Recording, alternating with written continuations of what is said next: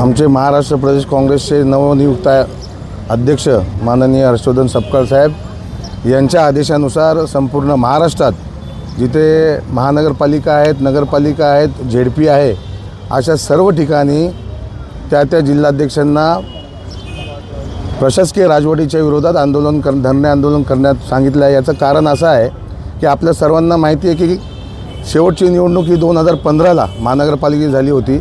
वास्तविक त्यानंतर 2020ला निवडणूक महापालिका झाली पाहिजे होती, पण तसं न होता कोर्टाची कारणं देऊन, सुप्रीम कोर्टाची कारणं देऊन निवडणुका पुढे ढकलण्याचं काम हे युतीचं सरकार करत आहे।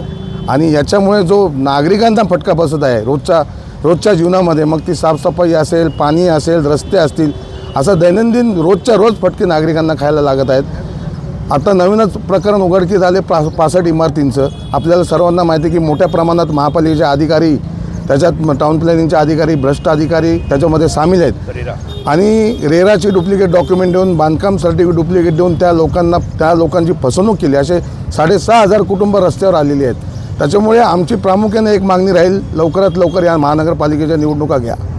दुसरी मागणी राहील की गेल्या 5 वर्षांमध्ये महापालिकेमध्ये झालेला जो भ्रष्टाचार आहे त्याची श्वेतपत्रिका महाराष्ट्र शासनाने काढावी आणि अशा भ्रष्टाचार अधिकाऱ्यांना, ज्यांना माह झाला आहे, ज्यांची मुजोरी या महापालिकेत चालू आहे, त्यांना निलंबन करा। आणि महापालिकेचे प्रशासनाचे अधिकारी जितके आहेत, जे बाहेरून आलेले आहेत, जे बाहेरून आले फक्त AC केबिनमध्ये बसून काम करतात, अशा अधिकाऱ्यांना परत पाठवा, कारण ते काही कामाचे नाहीत।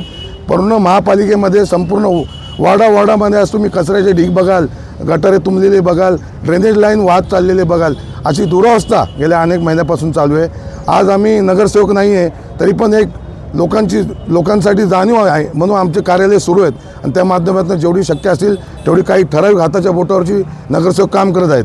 अन्यथा सगळीकडे महापालिकेमध्ये कामांचा बोजवारा उडाला आहे। त्याच्यामुळे महापालिकेच्या आमच्या आयुक्तांना विनंती असणार या माध्यमातून की जे भ्रष्ट अधिकारी आहेत त्यांना पाठीशी घालू नका, जे माजोडे अधिकारी आहेत त्यांना पहिले निलंबन करा आणि सगळ्यांना व्यवस्थित कामाला लावा, जेणेकरून महापालिकेची परिस्थिती सुधरेल। Thank you, Deshpande.